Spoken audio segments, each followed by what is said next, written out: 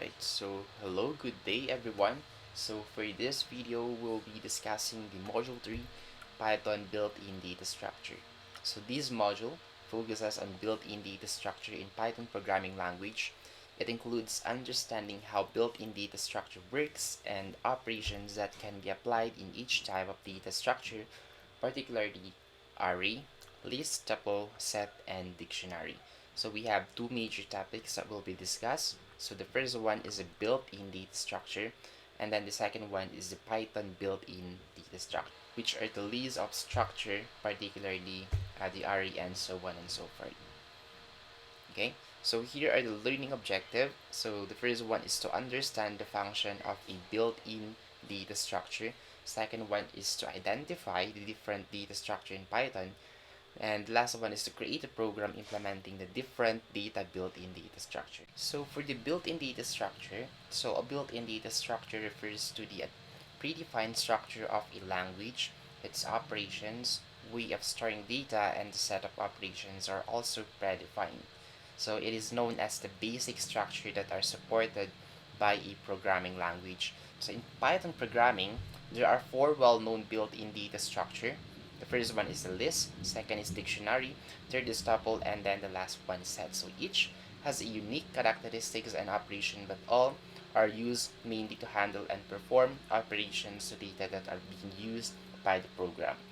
But before you proceed on how these data structures work, you should understand first how to use built-in data structure. So the best way to do this is to compare the storage that stores various things with different types, sizes, and properties. The storage, let's say a cabinet, represents the data structure while the clothes are the data. Okay, so you can imagine already on various ways on how to arrange these clothes inside of that cabinet. So the design of the cabinet is pretty fine. There are areas with, of course, wider space, areas built for drawers, and some have a hanging rod on it. So in order for you to maximize use of the cabinet, you have to arrange clothes that would fit on each different area. So you cannot just randomly place these clothes in any part of the cabinet and expect to fit them all. So likewise, arranging the clothes into the cabinet will help you to easily locate specific clothes when you need it. So basically, the arrangement would always be based on your preferences. So just like in Python, okay, we have five ways of doing that one, or I don't know, four maybe, five. Okay, so it could be in array form, list form, tuple form, set form, or dictionary form. Okay. So the use of data structure in programming works just like the cabinet includes. So each data structure has built-in properties that could handle specific data types. So it organizes data for easy access and manipulation based on how and when the program needs it. So in using any data structure, regardless of the language, one should know the following. The first one is how to access different parts of the structure. This is like a cabinet from the previous discussion. Data structure is composed of different parts or cells, or it's a container. To access the data stored or keep data in a specific area, it is very important that you know how to locate these are. So common strategy used is indexing, where each area, cell, or part has an assigned integer value as their ID. The next one is what are the functions or methods available, like sort, replace, reverse, and many more. So we have a lot of methods or functions that we can use depending on what type of structure you're going to use. The third one is how to display the data inside the structure. Okay, we also have different ways on how to display those data. And then the last one is how to perform basic operations such as traverse, access each area or cell, and then insert, edit, and then delete. Okay, so the next one is the Python built-in data structure. So the first one that you guys are going to learn is the array. So it is known as the simplest data structure. It is supported by almost every program language and are frequently used in program development. So to recall array has the following properties, like the elements, index, and then the length. So elements are the data that are inside of our indexes, and then the length is how long is our index, okay, or how many data do we have in this array. Okay, So for the indexing, we have to start at 0, so we don't start with 1. So we read this one from left to right. So starting from 0, incrementing by 1, and so on and so forth. Okay. One thing that you guys need to remember when it comes to an array is that elements in array must be the same data type. So you cannot have a mixed data in here. So if it's pure integer, then you must only have pure integer.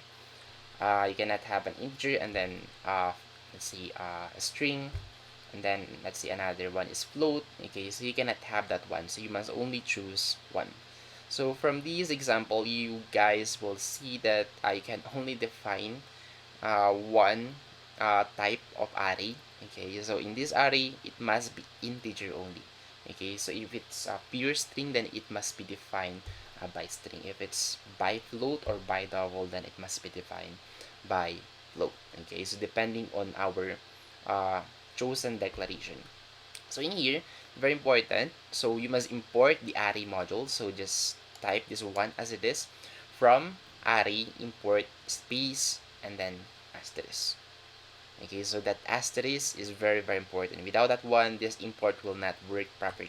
And then here is an example of array declaration. So my underscore array is equal to array, and then the type of array that we have in here. So we have I is for integer or sign integer. Okay, so we'll see here that it's sign in C type, but in reality, it could be L, could be we have two L's by the way. So we have the unsigned int and then the assigned long. But in Python, all of those are the same. So we have integer, and then we have here U for the string, and then all of those are int now. Okay, but in C type we have uh, sign short and sign short, sign int and sign int, sign long, and so on and so forth. So basically we only have three uh, types in Python. So we have integer, the Unicode character for string, and then float. Okay, so there's only one, two, and then three. Okay, but for C, they can be defined specifically like this. But in Python, it's mostly integer. Okay. Anyway, so going back here, so this is an integer list of an array that is a list of integers 1, 2, 3, 4, 5. And then when it comes to printing this one, so another thing very important. So you guys must put an asterisk before the variable name. Okay, because if not, then it will just simply display this one as it is. Array, closing up in parentheses, single apostrophe I, comma, etc. etc. So the only one that we want to display is this 1, 2, 3, 4, 5. So you must put an asterisk indicating that you are only displaying the array itself. Okay. So we have here a more specific construction of an array. So this is just an array name, so it could be any name that you guys want to put in here. And then array, this is an indicator that this is an array, so this is very important. This is an array keyword, and then the type code, so this is an integer, and then the initializer, okay, or the data inside of our array. So we have 1, 2, 3, 4, 5. Again, here are the type codes. So it could be B, capital B, but those are just the same. Okay, they are just integer. Okay, so as a best practice, let's just use I. Okay, well, regardless if it's I, L, capital L, small letter L, those are integers. So the only time that it will be changed is that if it's declared or as a type as the float or double. Okay, and then initializer is an initial value of array element. So other ways to display array, I don't know if you guys can see this one that we have here. So printing elements separated by commas. So it is this part, this 1, 2, 3, 4, 5 right here is this one. Okay, my bad, this one right here. Okay, that is why we already have this one as an initial output. But for this line, it is this line right here, this printing element separated by commas. And then you guys can also, of course, apply this one, printing elements which is separated by commas. You guys have learned this one in the previous module. So the array itself is 1, 2, 3, 4, 5. will be displayed with a comma. So by default, it doesn't have a comma. Okay, the only time that it will give you a separator comma is that when we have this one as an additional code. So this sep or separator is equal to, and whatever is, you know, the separator that you guys want to put in here, or to make use as an separator. So we can also print that one by new line, okay, or by every line. So printing elements is in new line. In new line is this one, this part right here, and then print asterisk my array, and then separator should be uh, forward slash. I'm not sure. I think this is forward slash and n. Okay, so this will display 1, 2, 3, 4, 5 by line. Okay, so we can also display with the use of a loop. Okay, so for x in my array, print x. So this will give you the same result as what we have in here. Okay, so moving on to the next one, so we have basic operations right here, like insert, deletion, delete or access or search, and then update for the array. So we have here the same value for our arrays 1, 2, 3, 4, 5. So to insert, just use this one, the syntax right here, array name, that insert, and then the index. Okay, take note our index is, let's say, 0, 1, 2, 3, and then 4. So in here, the first one is the index. So basically, you are like choosing the two. So it's 0 and then 1. And then it's like you're going to display a value before that, okay, which is the 0. So print asterisk my array will give you this results 1, 0, 2, 3, 4, 5. Okay, so if you guys are going to count this index is now, this is now the new index 1. So 0 and then 1. Okay, so that's how we insert. Okay, we can also use append, which is another way, but when we say append, it's always being put at the last index. So if you want to have more control on where you want to put that value that you're going to insert, so you can use that insert. But if you don't mind where you don't want to put that specific value, as long as you'll be added that value, okay, then you can use append. So in here, it will be always added to the last index. So it will be on the 6th index. So 0, 1, 2, my bad, 5, 5th index. 0, 1, 2, 3, 4, 5. So this is the 6th index or the last index. Okay. We also have deletion or delete. Okay, so we have two ways for this. One could be by value or by index. So that remove is the value itself. Okay, you're looking for that specific value that you are trying to delete. So my array that removed 3, so it just simply deleted the 3 right here. For the that pop, okay, you are deleting the specific index. So if you guys know where the exact location of that one, regardless of the value, then you can use index. Okay, so they have your own advantages and disadvantages with this one. But in here, you are removing the index 3. So if it's 1 to 5, right here, so 0, 1, 2, and then 3. So you are removing this number 4s. That is why we don't have number 4 here anymore. So the next one is access or search. So we also have two ways to access or search that index or value. So if you guys would like to search for the index, then you guys must use the first one, rename that index value.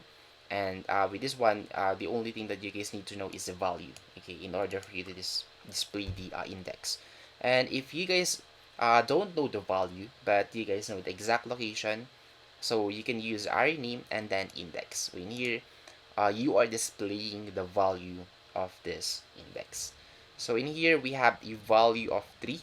So 3 is located right here. So it's 0, 1, and 2. So you are now displaying the index 2.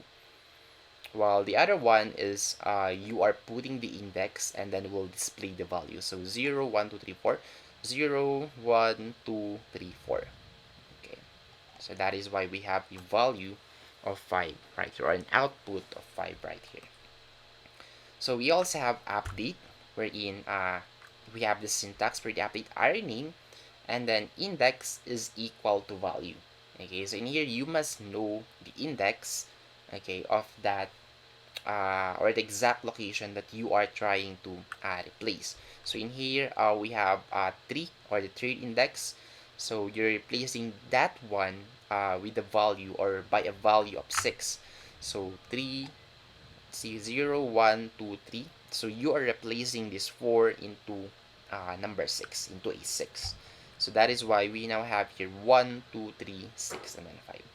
So that is how we update an array.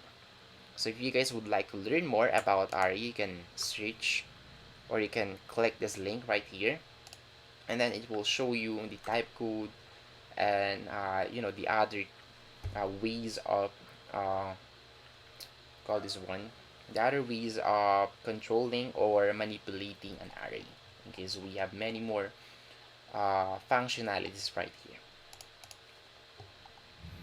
Okay, so after an array, we also have Elise. So these are very similar to arrays. So a few differences between the two are the operations or function that can be used to them, and the data type they can handle. So arrays must have the same data types elements, while elements or items in list need not of the same type.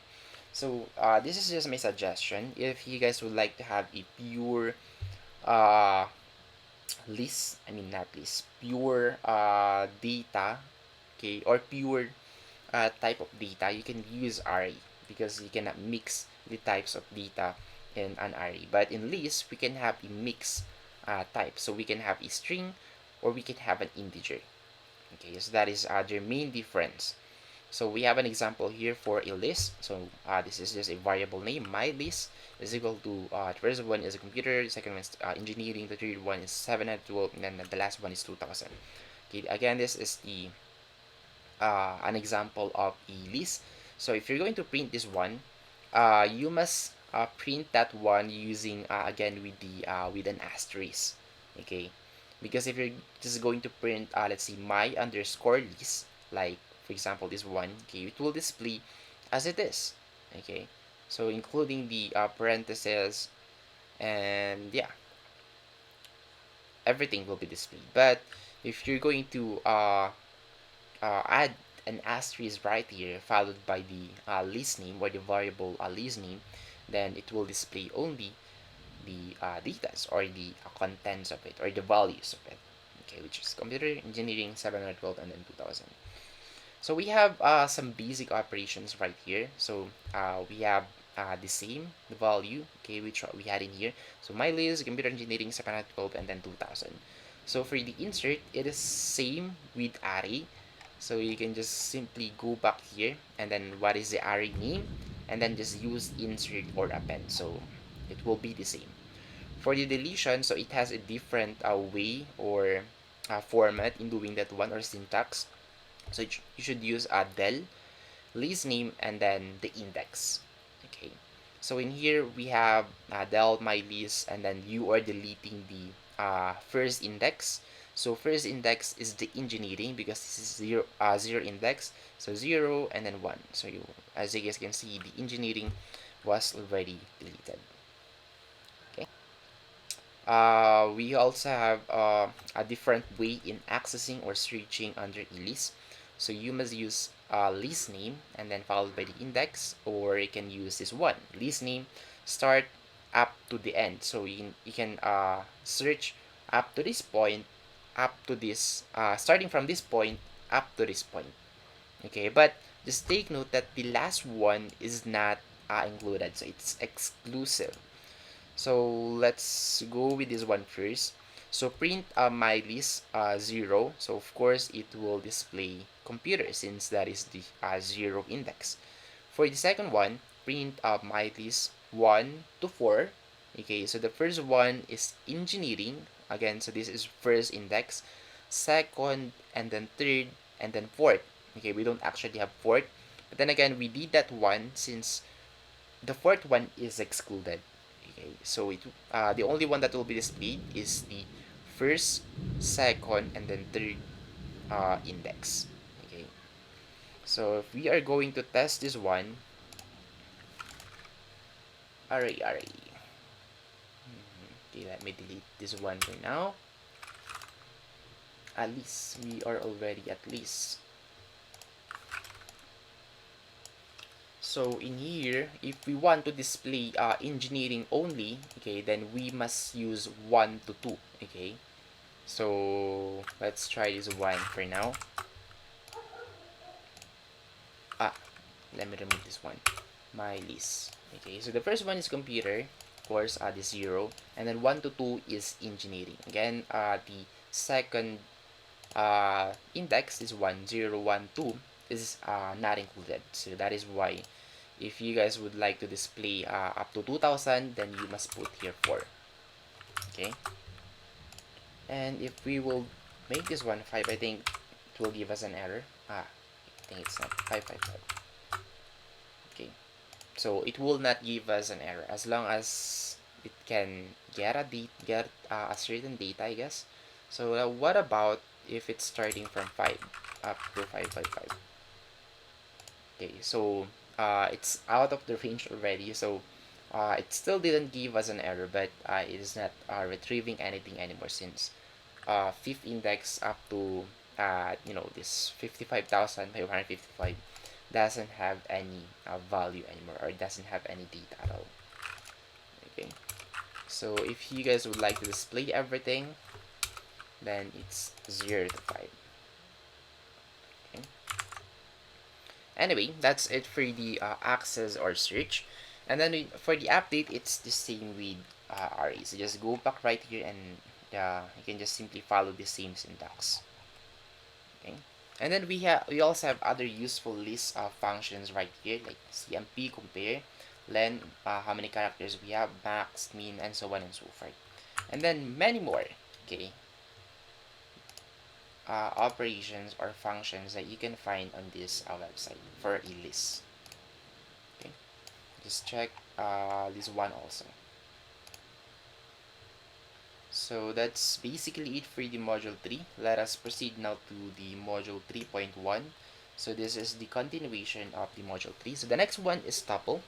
So this is another built-in data structure that allows the program to store our values in a sequence. So tuple is very similar to list in terms of indexing, nested objects, and repetition, but a tuple is immutable or unchangeable.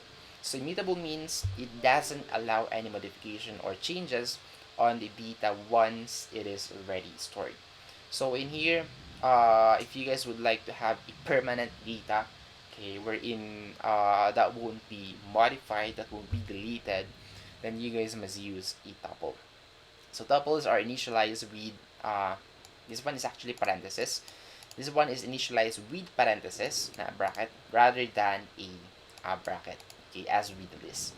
So we have an example here of a tuple. So we have cake with a value of tuple of hello or hello. Okay, so print cake, then this will give you this result. Okay, so the same as printing the entire string or text. So tuples can hold both homogeneous as well as heterogeneous values. However, once you declare those values, it cannot be changed anymore. So for example, cake is a mixed homogeneous or heterogeneous values. So we have H, 1, E, 2, L, and so on and so forth. So by printing that one, we can use looping. So for I in cake, print I, and then we can display the type of that specific let's say data or value. So here is the output. Print cake is this one. It just simply printed everything. While for the looping right here, it is displaying from top to bottom is H up to O. At the same time, it is giving you what type is that data or value. So the first one is a string. Of course, it's H string. 1 is integer, E is a string, 2 is integer, and so on and so forth. Okay. So for I in data structure is the syntax to traverse or access elements inside a linear data structure. So according to the official Python documentation, immutable is an object with a fixed value. okay, or a fixed value or permanent value. We cannot change that one. But value is a rather vague term.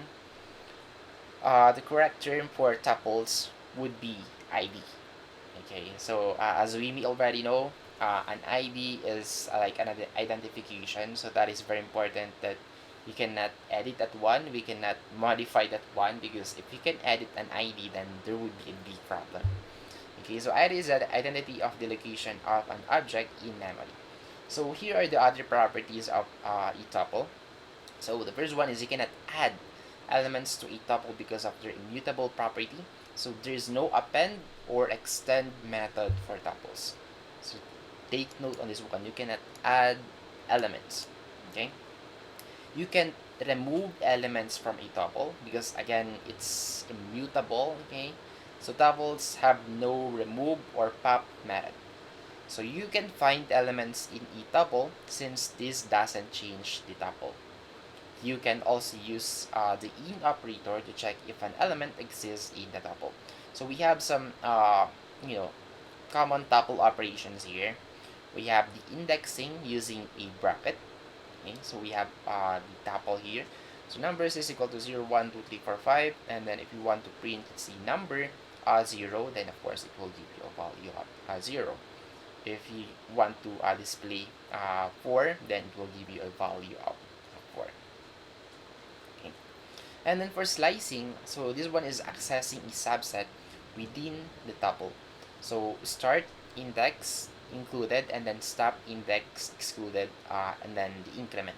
So this is the same with the one that we have in range. So we have from 1 to 4, or similar with this one, we have from 1 to 4, and then what is the incrementing value. But in here, it didn't include what is the incrementing value. So by default, of course, it's incrementing by 1. So print numbers from 1 to 4 will give you this one as a result. So index 1, 2, 3, at 3 only, okay, because the last one is excluded. So yeah, that's it for this example. And then if you guys would like to display a subset, we're accessing a subset with incremental, so you can do this one. So colon, colon, and then 2. So it will start at the beginning, of course. So 0, and then it's incrementing by 2. So 0, 2, and then 4. And then we also have negative increment, that in here, instead of starting from let's say, instead of decrementing rather, okay, this will reverse the tuple, okay, when we see a negative 1. So negative 1, this will start from the last one, 5, 4, 3, 2, and 1, and 0. So this just simply reverses the tuple. So this one didn't decrement by 1, okay. But you can also think of a decrement wherein you could consider the 0 right here, and then negative 1 for the 5, negative 2, negative 3, and so on and so forth. Okay. So we also have tuple addition, wherein we have this tuple and then another tuple. We can actually combine them, we can print them, okay.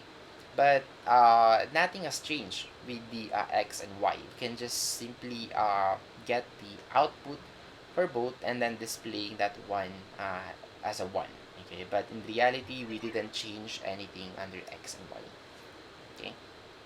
So we can also multiply, okay. So 1, 2, 3, 4 times 2 is 4. We'll just double this one. So 1, 2, 3, 4, and then another 1, 2, 3, 4. So here are more other useful tuple functions. So just check this link. So this will give you more ideas on what are things that you guys can do under a tuple.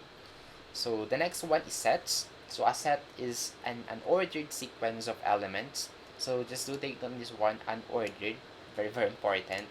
So indexing here doesn't work, okay, because this one doesn't have a permanent location from the word unordered, okay. It keeps on changing the location from time to time. So anyway, let's go back here, and each element is unique and must be immutable, which cannot be changed, so it's also immutable. However, supposedly this one should be immutable, it cannot be changed. However, The set itself is mutable. Okay, it allows adding and removing items in a set. So Python also provides a lot of built-in methods to manipulate set. So there are two ways to initialize a set in Python. So we can have this syntax right here. So color set is a variable name, and then set indicating that this is a set. So we have two here, which the first one is a parenthesis followed by a bracket. So we have here red, green, and then red, and then blue. So if you're going to print this one, since it is a set, so recalling from what you guys have learned in the discrete math or mathematics, math 100, mathematics in the modern world. So in a set, it must be a unique data. Okay, so similar data will be deleted, so it will only retain one. So as you guys can see right here, for the output for the first one, it removed the other red, so it only display one red. Okay, and let me just show this one to you guys. Set. Okay, let me delete this one for now. Green color set. Okay, so if we are going to check this one out, so we have red, green, blue, but upon running this one again, we now have a different we now have red, blue, green. Again, once again, the green one now is at the first one, so green, red, blue. So it keeps on generating different locations, so it's an unordered. So the only thing that this one do is this one removes the other existing similar or same values or unit. Okay. So that's it for the set. So you can use this one or this one. Okay, so either of those two will give you the same result. Okay. So notice that duplicate element of red was removed after the set was created. So this means that every element in the set must be unique. So that's what we are saying when it comes to sets. So everything or all of the elements must be unique. So elements in set may be of different types like integer, float, tuple, string, etc. But a set cannot have immutable element like list, set, or dictionary as its elements. Indexing doesn't work in set. So to access items from the set, traverse and get the item. So this is one way. So color set, so this is basically what we did, but in here it's just with the use of loop. So for x in color set,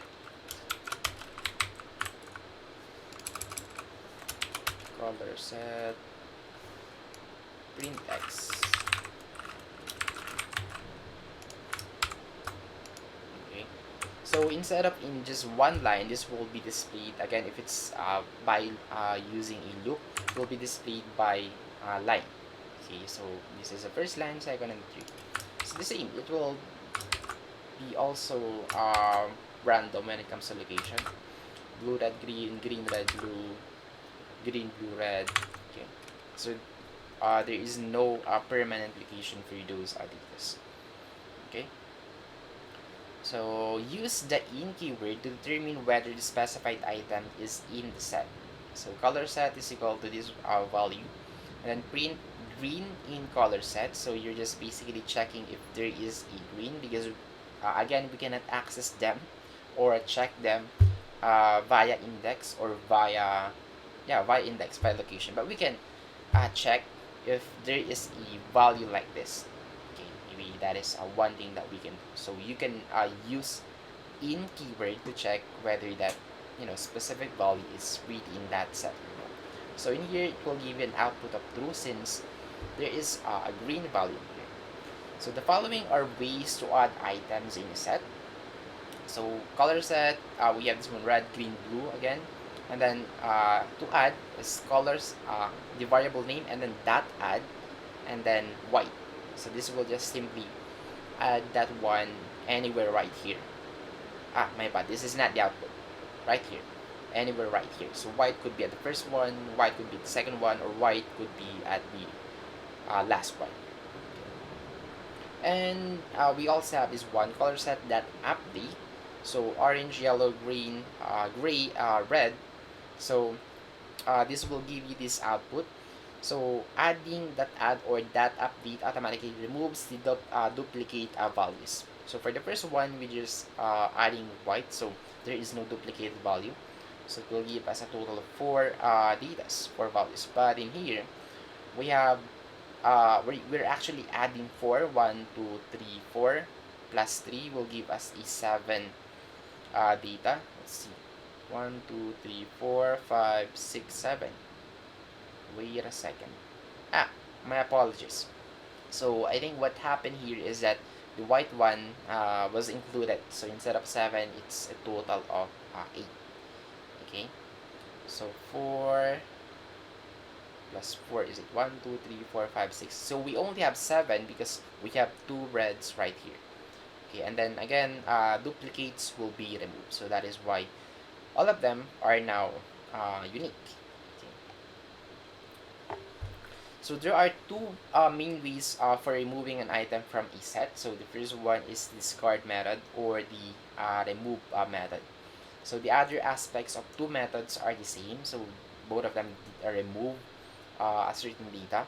So the only difference is that if the remove item does not exist, then using the remove method will raise an exception, but using discard will not. So in other words, remove is a lot better than discard, because if you are removing that is not existing, it will give you an error. However, if you are removing, okay, with the use of remove function, if you're removing something that is not existing, then it will give you an exception. So it will not give you an error. Okay. So operation set, recall basic mathematics on set. So we guys have union, intersection, difference. So I would like you guys to recall what you guys have learned in Math 100 or discrete mathematics. So for union, of course, this will just simply unite everything, okay, or combine everything. So from set 1, and then combining that one to set 2. So we have example here. S1 is ABC, S2 is FEA. So we also have two ways in doing a union. So it could be this one result is equal to S1 dot union and then S2. Or you can just simply use this straight line right here. So both of them will give you the same result. And then print result. F, B, C, A, D. So notice again that the duplicate were removed. So we only have one A in here. For the intersection, so intersection will only get one, the similar data or the similar elements. So in here we only have one similar elements or same elements, which is letter A. So that is why it's only showing as letter A in here. So again, we also have two ways in doing intersection in Python. So it could be that intersection or this ampersand right here or this and symbol right here. Okay. So we also have difference. So we have the same datas from S1 and S2. So we have S1 that difference S2. So it's like S1 minus S2. Okay, so you can use that difference or the minus itself, the minus symbol or the minus symbol. So S1 minus S2. So S1 is ABC, and then you're removing, whatever is the same value from the S1. So we have A, which will be, removed. So that is why we only have B and C. And then of course, the other way around. Okay, if it's S2 minus S1, then it will only give us F and then D. Okay. Then we have another example here wherein we have A is 1, 2, 3, 30, 300, B is equal to 10, 20, 30, 40, C is 100, 200, 300, and 400. So let's see, we have this one for now, E, that difference, B, and then C. So basically, we are using the A as our main operand, and then we are deducting the B and C into our A. So the first one is B. So let's take a look on B first. So the only thing that we can remove in A is 30. Okay, that is the only same element. So from A minus B or A that difference B, we now only have 1, 2, 3, and then 300. But that doesn't end there. So we still have to differentiate the letter C to A. So A minus C. So let's see what is their same element. So we have 300. So we have to remove that 300 in here for the letter A. So the only remaining elements is the 1, 2, and 3, which is now this one. So this is the same with, having this one, A minus B minus C. Okay, when it comes to using this difference. So you're deducting this B and C to our A. Okay. And then we also have symmetric. Okay. So we have this syntax for symmetric. So set that symmetric underscore difference and then set 1. So let's say we have this same value. So ABC and then FDA for S1 and S2. So our result is equal to S1 at symmetric difference S2 will give us this BCFD. So before you are only referring to one and then removing the similar element, but in here we are now getting both, okay, and then removing the same element. So this one is actually quite similar with the intersection, but instead of retaining the similar element, it is retaining the uh, the element that is not the same, okay, which is the BC and then F and D. So that is why we have this one as a result in here. Okay.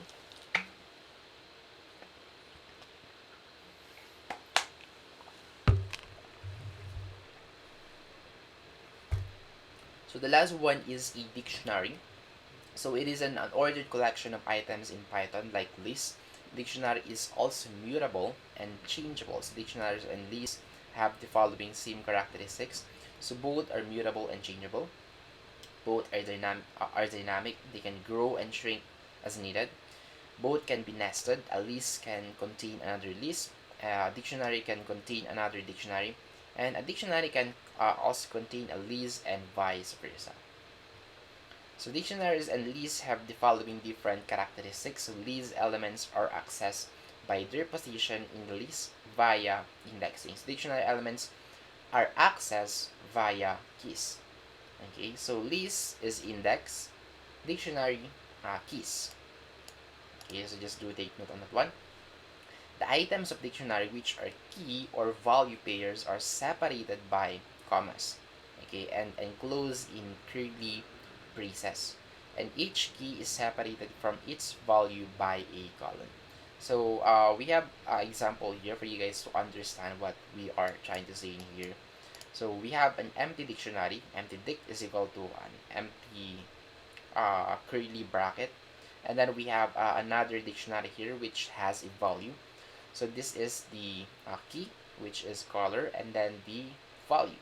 So it's a pair, and then it's separated by a comma. So this is one.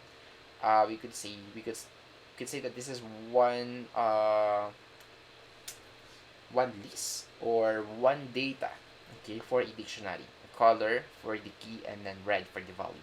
And then we also have size, which has a value of 13 pixel, and then we have a name which has a value of a banner.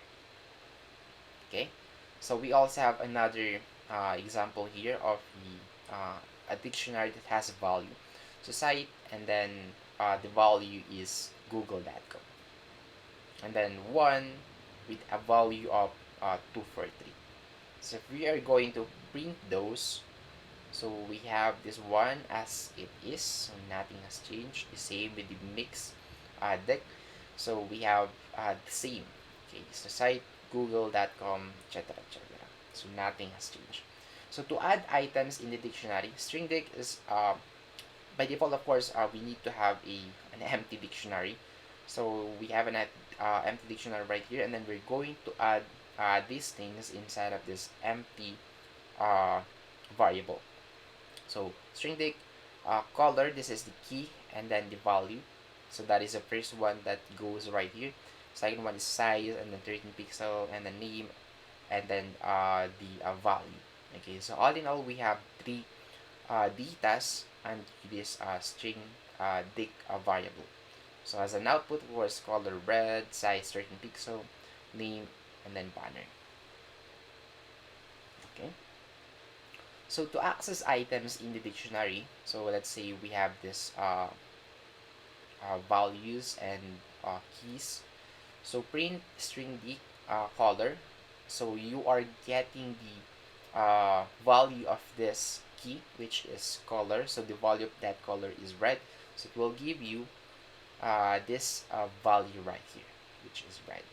So if you put here, let's say size, then this will give you 13 pixel. You put here, let's say name, then this will give you a banner.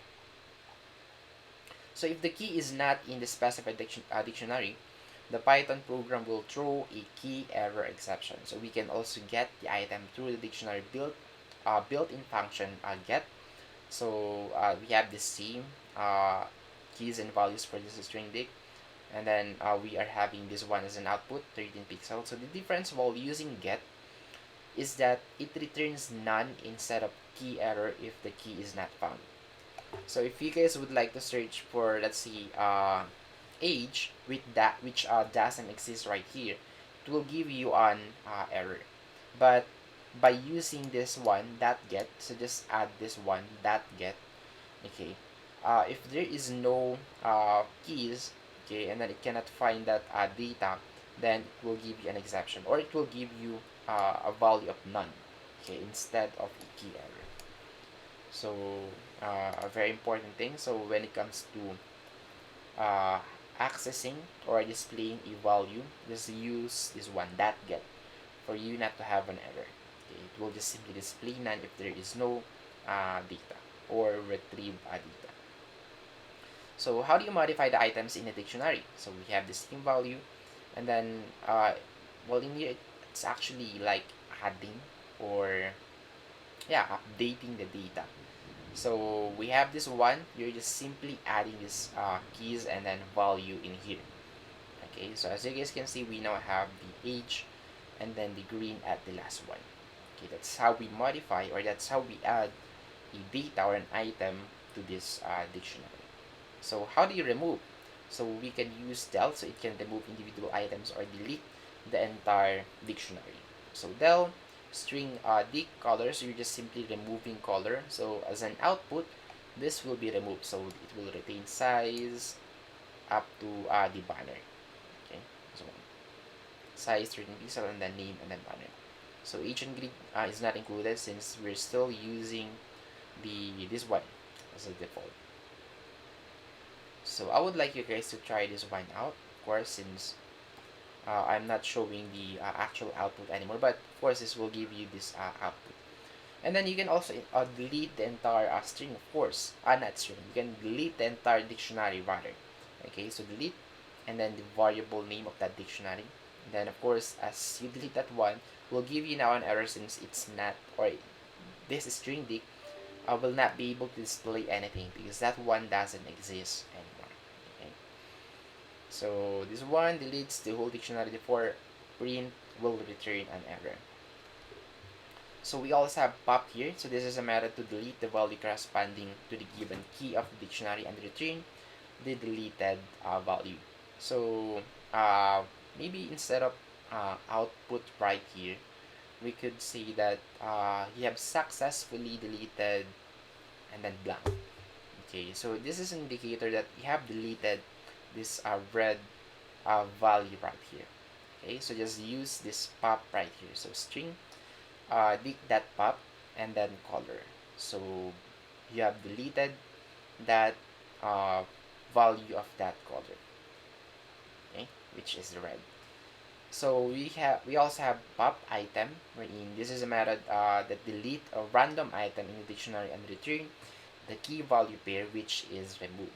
So if you guys would like to remove random values or random keys and values, then you can use pop item. So string dict that pop item, close and open parenthesis. Then let's say at this point it just deleted this name and a banner. Okay, or this key and then this value right here. So we also have clear, so I think this is very straightforward. So this will empty all the items in the dictionary. So uh, string dict that clear, then it will just simply empty that dictionary. So it will give you this output. Okay. So for Python dictionary, you guys can check this link right here if you guys would like to learn more about dictionaries, okay, under ePython. So that is all for now for this module 3 and module 3.1. So yeah, goodbye and see you guys in my next video. Peace out.